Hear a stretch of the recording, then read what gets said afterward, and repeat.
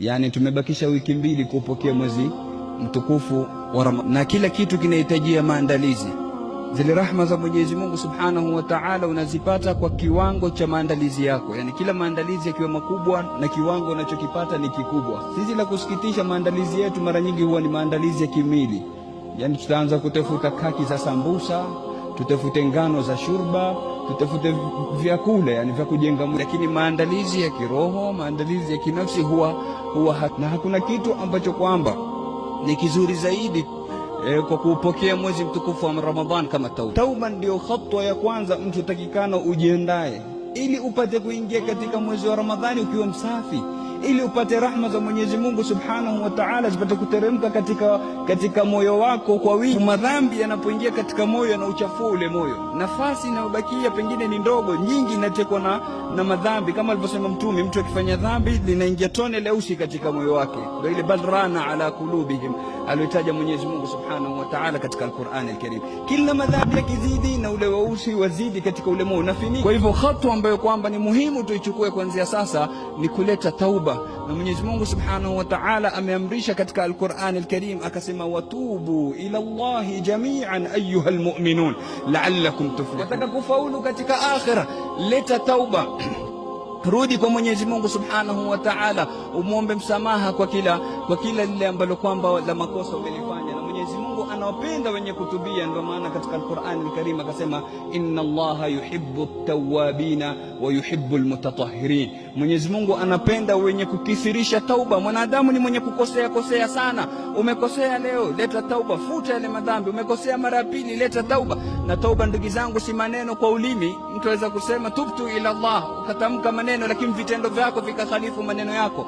La, tauba si maneno yanayotamkwa kwa ulimi. Tauba ni hali ambayo kwamba ni majuto ambayo kwamba yanakuwa ndani ya moyo wako. Unajutia yale ambayo kwamba umeyafanya ya makosa ambayo kwamba hayamridhishi Mwenyezi Mungu Subhanahu wa Ta'ala, ukawa na azma ya kutoyarudia mambo kama yale. Hii ndio hakika ya tauba.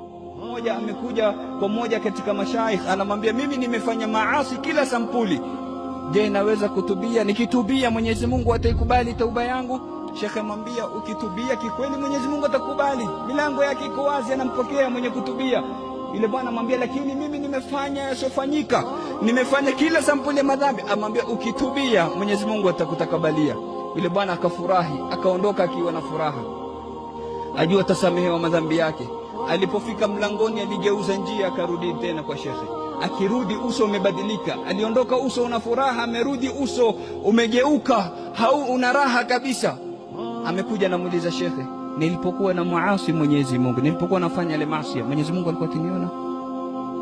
Hali shabadilika sasa, shaanza kujutia. Ndio hii nadam inayotakikana. Amwambia, nilipokuwa nafanya maasi kama yale Mwenyezi Mungu alikuwa akiniona? Shekhe akamwambia, naam, Mwenyezi Mungu alikuwa akikuona. Basi alipiga sauti ya juu, akafariki yule mtu pale kutokana na hali iliyokuwa ndani ya moyo wake. Hii ndio tauba, ikubadilishe hali yako, sio maneno ambayo kwamba utayatamka tu. Kwa hivyo kurudini kwa Mwenyezi Mungu Subhanahu wa Ta'ala, tulete tauba, tusijaze maasi katika nyoyo zetu. Mtu anayekusanya maasi katika moyo wake ni kama mtu anayekusanya mijoka katika jumba lake. Hebu angalia, lau utachukua nyoka ukachukua na mange ukawajaza katika nyumba yako, utapata faida gani? Watakuuma, watakutia sumu, watakumaliza. Ndivyo anavyomaliza mtu maasi unapoyafanya, unapomuingiza katika moyo wako. Ni chombo kitukufu. Moyo kama huu kinataka kusafishwa, hakitaki kutiwa uchafu wowote. Na mfano wa maasi ni kama mfano wa moto. Moto unatoa moshi na maasi yanatoa kiza. Kwa hivyo kila unapofanya maasi ya moyo wako unapiga kiza, kama vile kila unapowasha moshi na moshi kama kila unapowasha moto unatoa moshi, moshi kama ule unapigisha weusi katika nyumba yako. Fanya kana kwamba unatumia moto katika nyumba yako miaka 30, 40, 50. Ukuta utakuwa vipi? Utakuwa na sura gani? Utakuwa hauangaliliki, utapiga weusi.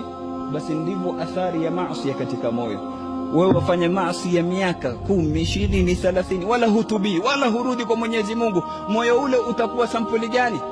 utakuwa umepiga kiza. Kwa hivyo ikhwatal imani wal islam, njia nzuri ya kuweza kuupokea mwezi mtukufu wa Ramadhani ni kusuluhisha hali zetu kati yetu na kati ya Allah subhanahu wa ta'ala. Turudi tufungue peji mpya safi ambayo kwamba haina uchafu wowote, na Mwenyezi Mungu anamtakabali mtu yoyote wakati wowote anaporudi kwake kikweli kweli. Mwenyezi Mungu subhanahu wa ta'ala anamtakabalia. Mwenyezi Mungu subhanahu wa ta'ala aturuzuku taubatan nasuha